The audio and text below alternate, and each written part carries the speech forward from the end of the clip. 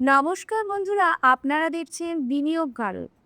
তো অনেকদিন পরে আজকে আবার একটা পডকাস্ট নিয়ে এসেছি। তো আজকের পডকাস্টে আমরা আলোচনা করব এমন 5টি ইনভেস্টমেন্ট স্ট্র্যাটেজি যা ব্যবহার করেন দেশের কিছু টপ ফাইন্যান্সিয়াল এক্সপার্ট এবং সকল বিনিয়োগকারী। তারা আসলে কোথায় টাকা বিনিয়োগ করে? তারা কি প্রতিদিন স্টক ট্রেড করে, নাকি অন্য কোনো সহজ কিন্তু শক্তিশালী পদ্ধতি আছে? আজকের এপিসোডে আমরা কিছু প্রশ্নের উত্তর খুঁজব। তো চলুন শুরু করা যায়। তো প্রথম প্রশ্ন, ধনী ফাইন্যান্সিয়াল এক্সপার্টরা তাদের টাকা কোথায় বিনিয়োগ করে? অনেকে মনে করেন ধনী বিনিয়োগকারীদের পোর্টফোলিও খুব জটিল হয়, হাজারো স্টক, ডেরিভেটিভস, ট্রেডিং স্ট্র্যাটেজি। বাস্তবে কি তাই? একদমই তেমনটা নয়। অনেক ফাইন্যান্সিয়াল এক্সপার্টদের পোর্টফোলিও দেখলে তোমরা অবাক হয়ে যাবে। অনেকের কাছে তাদের পোর্টফোলিওর টোটাল ভ্যালু হয়তো 10 করোড়ের বেশি বা 30 করোড় কি মোর দ্যান 50 করোড়ও আছে, কিন্তু তারা কিভাবে টাকাকে ম্যানেজ করে সেটাই আজকে আমরা জানবে। তাদের বিনিয়োগের 90% থেকে 99% পর্যন্ত শুধুমাত্র থাকে মিউচুয়াল ফান্ড আর বিভিন্ন রকমের ইন্ডেক্স ফান্ডে। কারণ তারা জানেন প্রতিদিন স্টক বাছাই করা খুবই কঠিন একটা প্রক্রিয়া। বাজারকে হারানো কিন্তু প্রতিনিয়ত কনসিস্টেন্টলি খুবই ডিফিকাল্ট। আর তাই তারা টাকা দেন পেশাদার ফান্ড ম্যানেজারদের, যাদের 20 থেকে 30 বছরের একটা ফান্ড ম্যানেজমেন্টে এক্সপিরিয়েন্স আছে। তাদের লক্ষ্য খুব সহজ, দীর্ঘমেয়াদে তারা মোর দ্যান 15%-এর একটা কনসিস্টেন্ট রিটার্ন জেনারেট করতে চান, যেটা তাদের কম্পাউন্ডিংয়ের জন্য লং টার্মে একটা হিউজ কর্পাস তাদের তৈরি হয়ে যায়। আচ্ছা, এবার দ্বিতীয় প্রশ্নে আসি। প্রথম 1 কোটি টাকা তারা কিভাবে বানিয়েছে? প্রথম 1 কোটি টাকা তৈরি করা সবচেয়ে কঠিন। তাহলে কি তারা স্টক মার্কেটের মাল্টি ব্যাগার স্টক খুঁজে সেই টাকা বানিয়েছে? না, একদমই নয়। তোমরা হয়তো স্কুলে অবাক হয়ে যাবে যে প্রথম 1 কোটি টাকা এই রিটেল ইনভেস্টাররা কিভাবে তারা তৈরি করতে পারে। তারা বেশিরভাগই কিন্তু অ্যাক্টিভ ইনকাম থেকে তাদের যে প্রিন্সিপাল ভ্যালুটা সেটা তারা তৈরি করে ফেলে। বেশিরভাগ ক্ষেত্রেই কিন্তু তারা যে এই 1 কোটি টাকার একটা ইনিশিয়াল ক্যাপিটাল তৈরি করে সেটা তারা অ্যাক্টিভ ইনকাম থেকেই তৈরি করে। অনেকে হয়তো ভাবে যে আমি স্টক মার্কেটে ইনভেস্ট করছি, আমি 1 কোটি টাকা খুব সহজেই বানিয়ে ফেলবো। না বন্ধুরা, অ্যাক্টিভ ইনকাম থেকে ইনভেস্ট করে তৈরি করেন তাহলে আপনার মোর দ্যান 10 ইয়ার, বিশেষ করে অনেকের ক্ষেত্রে 20-25 ইয়ার্স লেগে যেতে পারে।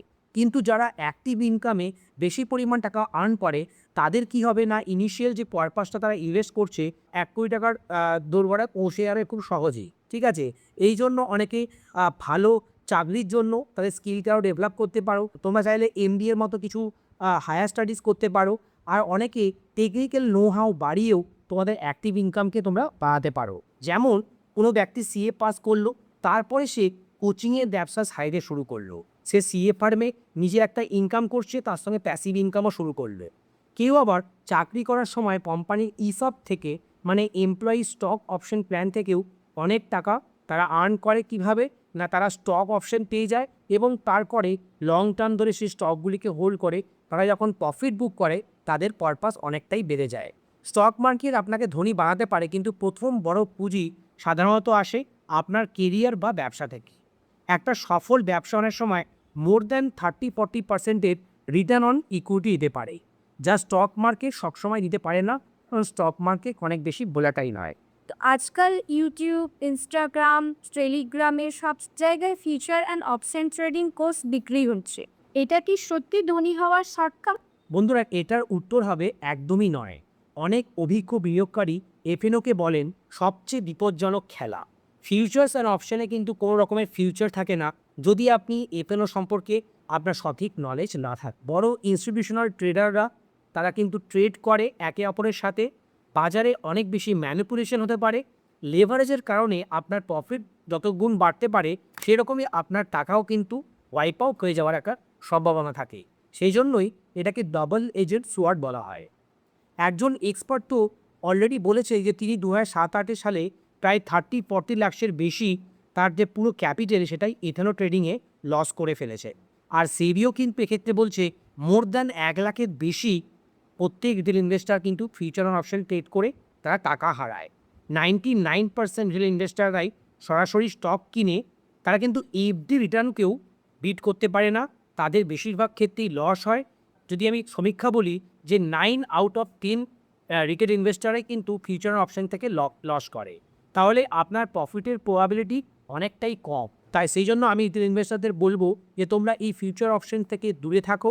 তোমরা প্রথমে মিউচুয়াল ফান্ড বা স্টকে ইনভেস্ট করে ক্যাপিটাল তৈরি করো, তারপরে তোমরা যদি কমফোর্টেবল ফিল করো তোমরা ফিউচার অপশনসে কিছু পরিমাণ ক্যাপিটাল, মানে তোমার টোটাল পোর্টফোলিওর 5 to 10% ফিউচার অপশনসে যদি অপরচুনিটি পাও সেখানে তোমরা ট্রেড করতে পারো।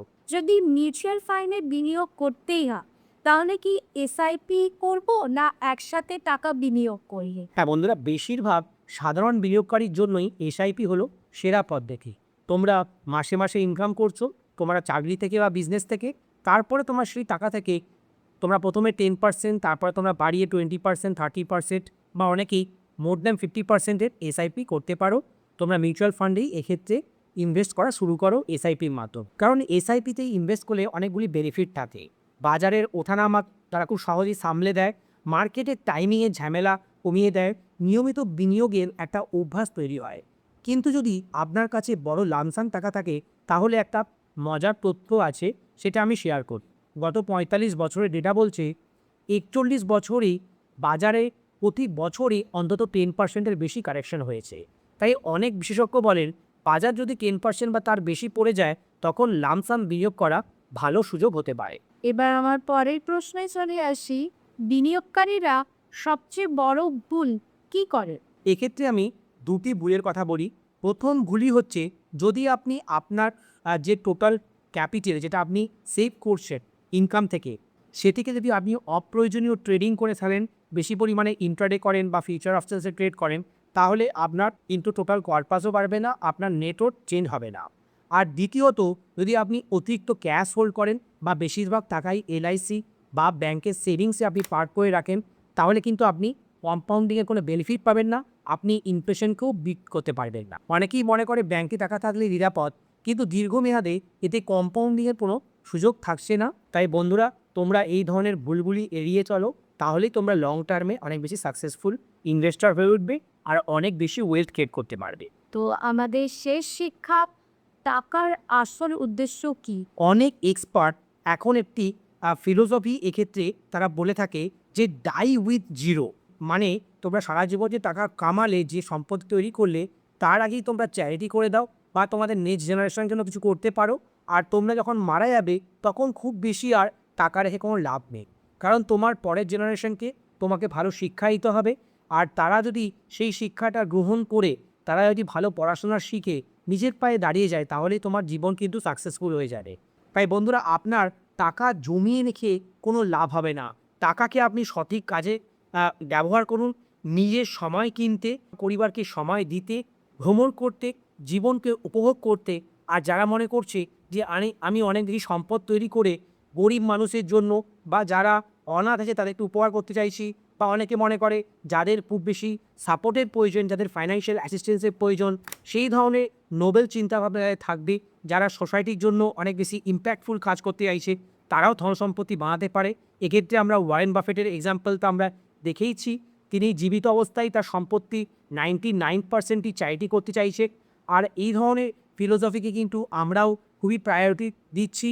আর আমরাও চেষ্টা করব আগামী দিনে আমাদের সময়ের জন্য যেন আমরা ভালো কাজ করতে পারি আর আমাদের সম্পত্তিকে আমরা সঠিক কাজে পজিটিভ ওয়েতে ব্যবহার করতে পারি, যাতে আমাদের অর্থের যে ব্যবহারটা সেটা কিছু মানুষের জীবনে কাজে লাগাতে পারে। তো আজকের পডকাস্ট থেকে যদি 3টি শিক্ষা নিতে হয়, কেরিয়ার বা ব্যবসা থেকে বড় ইনকাম তৈরি করুন, মিউচুয়াল ফান্ড ও ইন্ডেক্স ফান্ডে নিয়মিত বিনিয়োগ করুন, ফিউচার অ্যান্ড অপশন ট্রেডিংয়ের ফাঁদ থেকে দূরে থাকি, এবং মনে রাখবে ধনী হওয়ার লক্ষ্য শুধু টাকা নয়, একটি ভালো জীবন। আপনার জন্য একটি প্রশ্ন রেখে যাচ্ছি, আপনি কি এসআইপি করছেন নাকি সরাসরি স্টক কিনছে?